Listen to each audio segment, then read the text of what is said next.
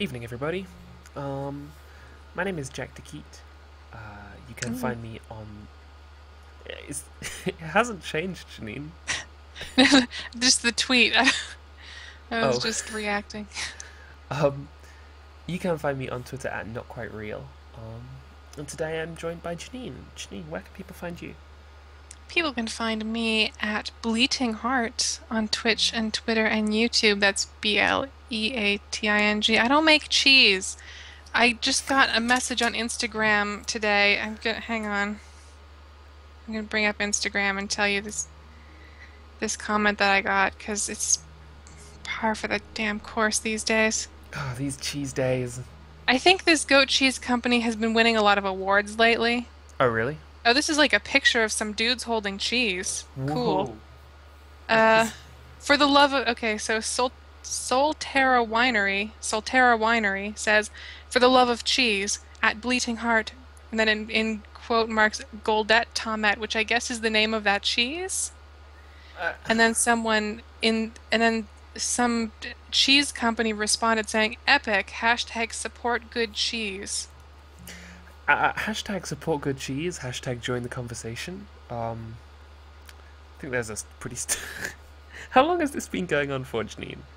Oh, they finally have their own Instagram account. They're Bleating_Heart. That's the cheese They company. must be so One gets cross. to have. It's been happening for some time. They got bleedingheart.com though, so I think we're even. Do you have JanineHawkins.com? No, I don't think they want that though.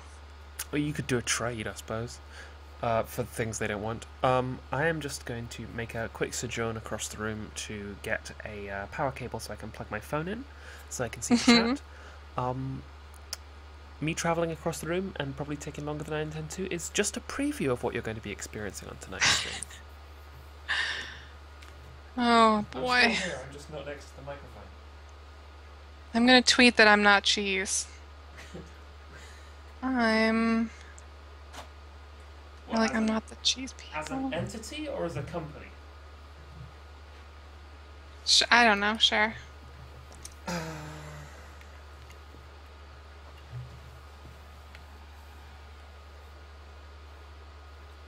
trying to find a plug socket to plug my phone into. I'm gonna make another journey across the room.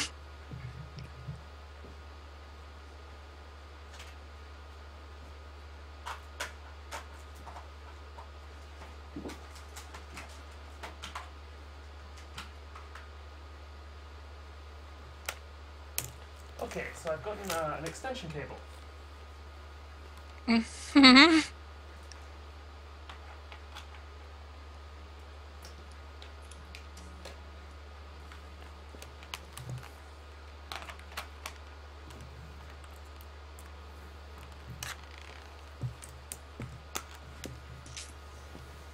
Now, to anybody wondering why didn't you do that before the stream, the answer is I forgot. Um, if I'd remembered that I wasn't going to be able to see the chat otherwise, I would have gotten it. So, hmm what are we going to be playing today? Uh, man, I can't. I don't even have a joke answer. I just completely blanked. That's okay. That's okay. You can just give the real one. We'll be fine. Oh. Oh, you're setting me up because neither of us know how to say this word. I got it. Well, what game's this, Janine? It's Eidolon. Uh huh. Yep. I knew him at high school. hmm I think the pronunciation that I'm going to go for is Eidolon. Although not sure how it goes. Jericho says, "Is this that mountain simulator game?" No, this is not this mountain simulator game. Eidolon is a game that I've played about 4 hours of, 4.5 hours of now, and I deliberately haven't streamed because it became clear to me pretty early on that this game was kind of personally special to me in that it had a lot of elements that I've never seen before in a game and have kind of always wanted. The pitch for the game is light Daisy-esque survival elements mixed with Proteus's impressionistic landscapes, mixed with Fallout 3's post-apocalyptic DC, mixed with Gone Home's style of environmental storytelling through found fragments and ephemera of people that came before. Um, and it's I a. apologize if throughout that poetic description you heard a car alarm going off. I didn't hear. That's happening outside and has been going on for like a solid minute. No, I can't hear it. It's not as bad as I'm the. glad. It's not as bad as the dogs halfway through Friends at the Table. Um, but yeah, so I played a lot of this game, not intending to stream it, but I'm on my own in the house today. Everybody's gone away to go up to a city up north that I am not going to. Not with any beef with the city, I'm just not going to. And I figured that it might be nice to have a kind of a quiet evening stream of Eidolon. And I figured I'd bring along my favourite quiet stream buddy. Yeah. So we can crash through some impressionistic woodland looking for like scraps. There's some stuff to mention about Eidolon before we get started, so that people don't get. Vorta says, "I feel like they're a little quiet." That's our personal brand. I'm turning my mic up on my end. We're a special subsection of the stream friends called the Susurrus friends. Yeah, exactly. That's us. So a couple of things. This is absolutely 100% not a stream game, but we're going to play it nonetheless. You said we couldn't play Harvest Moon. We played Harvest Moon, and we're going to play more Harvest Moon soon. Yeah, my ideas about what a stream game is have changed a lot. Yeah.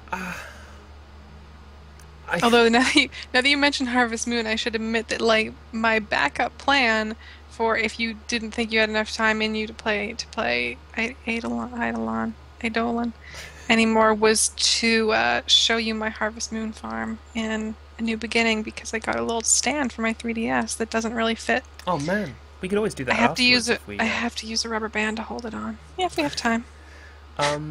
So there are a couple of things to mention about this game.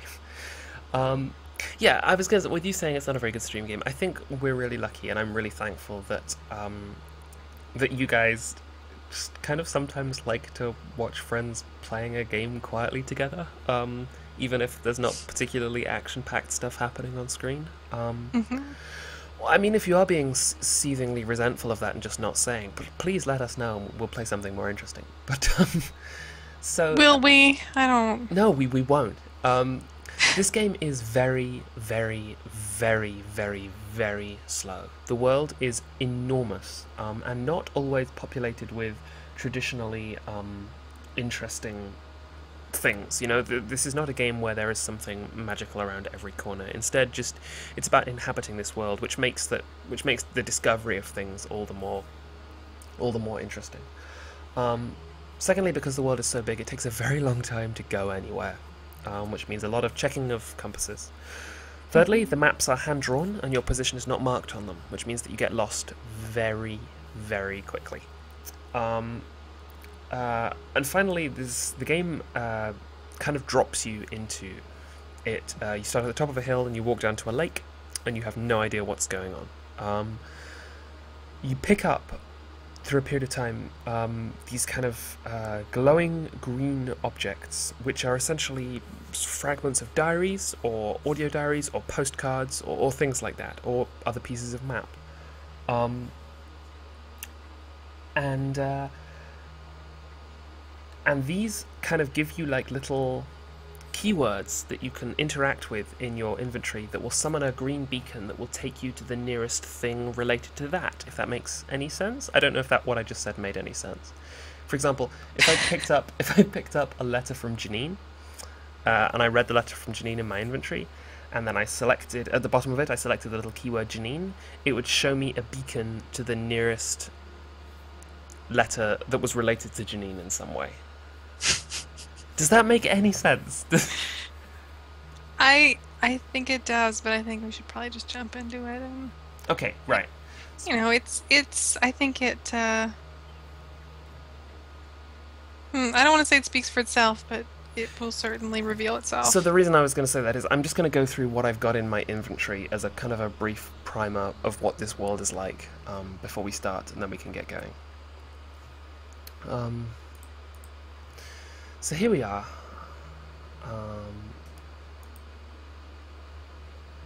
Feeling pretty hungry. Frame rate's kind of low here for me at the moment. I think it's possibly because I'm streaming, but we'll be okay. It might be because you're streaming and screen sharing, and if it's a problem, you can probably cut the screen share because the game is slow enough that, I'll survive. You think you'll be fine? Alright. Yeah. Cool.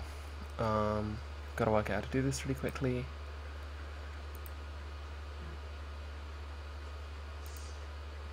Oh my god, it's really an Indonesian. Buggy desktop. Okay, so... Oh my god. Oh, Jack. I'm gonna... The chat who has no idea what's going on, Jack's Skype is in Indonesian. He's okay with that. Yeah, it's as good a time to learn as any. Yes, there we are. Okay. Yeah, that's picked up. So we can see from the little icon in the bottom left that I'm a little hungry. So I'm just going to go into my inventory, click on my bag icon here, and I'm going to eat some cooked fish, which is pretty good. I caught some cooked fish earlier. That's pretty delicious. You caught them cooked? No, I caught them and then I cooked them. In my inventory, we have several things. We have a kind of the collection of my items that I've found so far. We have my map collection. There's a map here that Janine will see in about 15 seconds. That, as you can see, is really hand drawn. There's lots of little hand drawn features, and it's rather accurate. I hit a big event earlier that makes me think that the sort of this top section of the map here is drawn badly, or is drawn in a way that is deliberately deceptive. So I don't know if bless you. I'm kind of lost in that regard. Some brief map features here. These things here are power lines, deserted power lines. This thing here is a road, a deserted highway. These are obviously lakes. These asterisk icons here, I really don't know what they mean. I spent about an hour the first time I played the game trying to work out what they were, and all it led me to was a weird purple lake. So they're possibly weird purple lake? I'm not sure. This is where the game started, up here in this hill. I realize all of this is pretty meaningless to you, Janine, but at the moment we are here in the ruins of a place called Old Town. Now, as far as I can make out from the story, Bellevue, Washington, was struck by some sort of apocalyptic event that killed a lot of people, rendered a lot of people sick, possibly radiation sickness. Following the event in the kind of post-apocalypse, a group of survivors made this very religious community in Old Town here and raised their children believing that this is what the world was. There is nothing outside of Old Town, and even if there was, it was dangerous. You're not supposed to leave Old Town. Until these two girls did, and they travelled out, and they travelled to about here, which is where I found the first information. And they described these skeletal leviathans, these power cables, and the skyscrapers up north in Washington. And they described ruins that they'd passed through. And when they came back to the city, to Old Town, nobody was very happy about this. And I haven't quite uncovered all the information yet, but it seems as though they were either driven out again or they were killed. It's hard to tell. So my plan at the moment is just to kind of continue exploring this area. I'm kind of here-ish right now, I believe. I want to try and make it to these lakes here, which is near where the game started, so I can search for some more information around here. I've got a letter from Danica Hemberley, who was someone in Old Town. I've got a postcard from a guy who actually remembers the apocalypse. He's an elder in Old Town, and he's been silenced. He's been told not to talk about the past at all. His name's Anders. Some notes from the girls. There's also a diary where you can write your own stuff. When I've been playing, I've been writing my own stuff as I've been going, just exploring, writing some stuff down. Not so much role playing as just keeping a track of like, oh, there's a thing that I saw in the woods. Also, I guess the only other two things to note are I have a weird kind of like iPad device called a Lux device that I don't understand how it works. Has anyone figured out what that thing is?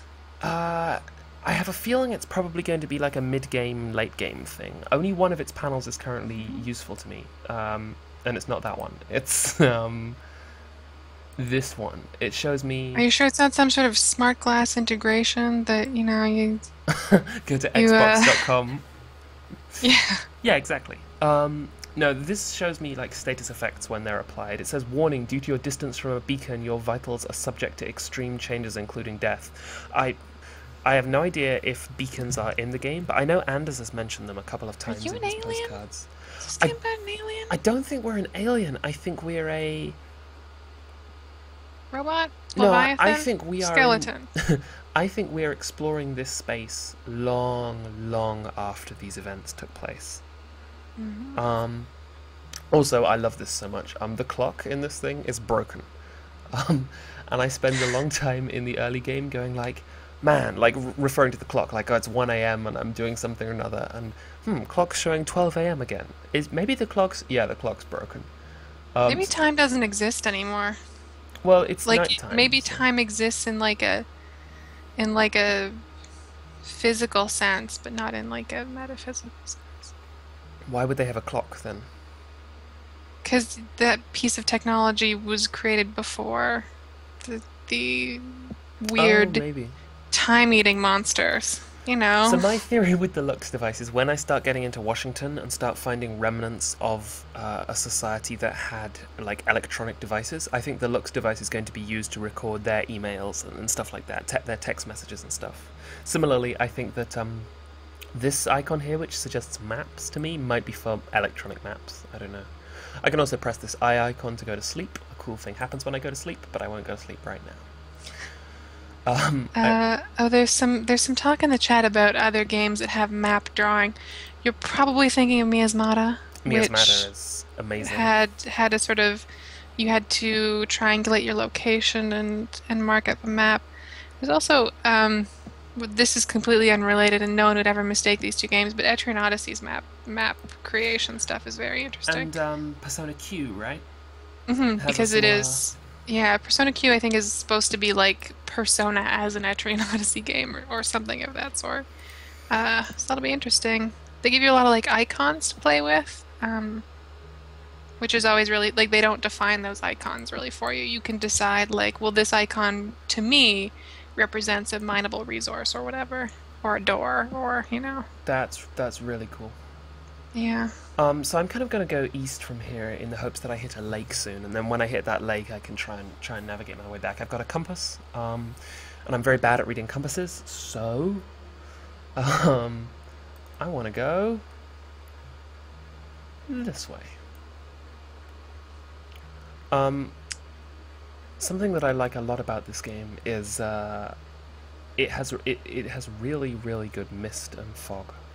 For a game that's otherwise pretty lo-fi, its attitude towards mist and fog is a really, really beautiful one.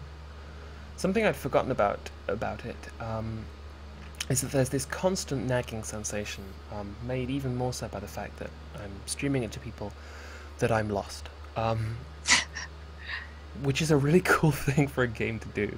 There's this really cool sensation of, you know what, Jack? You might be in a completely different place to the one that you think you're in, and that means that you're screwed. The forest around here is pretty dark.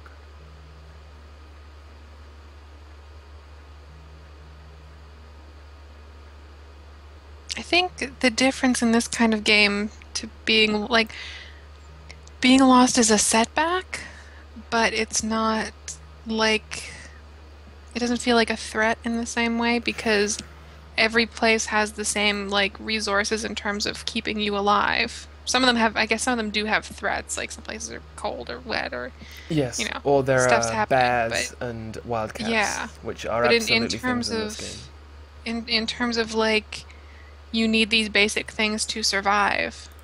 Every area seems to kind of provide those. So if you're lost, like you have time. Oh yes, I do have Don't plenty of jump time. off any cliffs and break your leg or anything, but I don't know if full damage is in the game. It wouldn't surprise me if it was. Oh my god, you can I'm lost. absolutely get wounded from fall. Do you see the? Well, you don't, but people in the chat. That's my bow. Do you see this? This is a pylon. Why am I looking at a pylon if I'm going in this direction? Why is there a pylon there? Uh, That shouldn't be there. I don't know. Sorry, go ahead, Janine. Oh, okay, I see. Aren't those? I thought those were on your map in the direction you were going. Isn't there like a Uh, line of them that cuts across? yeah, but if I thought I was you can't see. If I thought I was in Old Town and I'm going due east from Old Town and I hit a pylon, that means that I can't have been in Old Town, right? Because there are no pylons due east of Old Town whatsoever. The pylons are Oh. north of Old Town. Hmm. And previously I've found that following pylons is not an effective strategy whatsoever because they lie to you.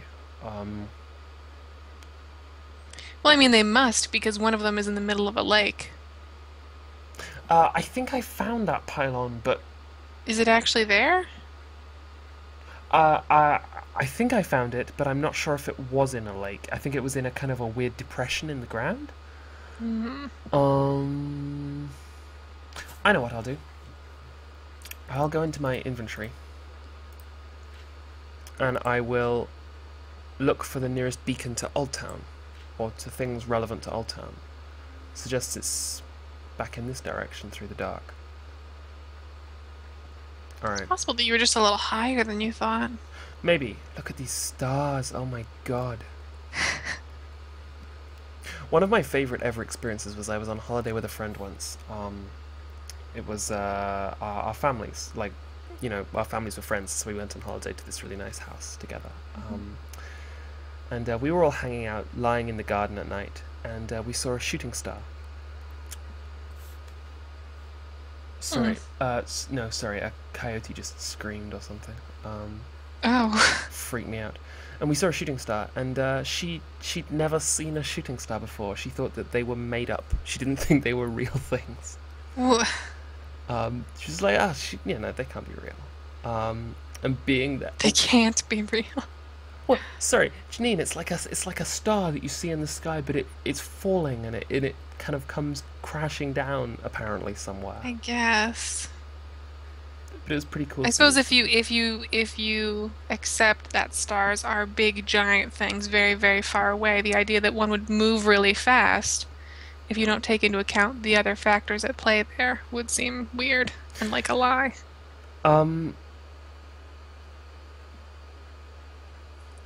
Vortal says Jack's a little higher than he thinks he is.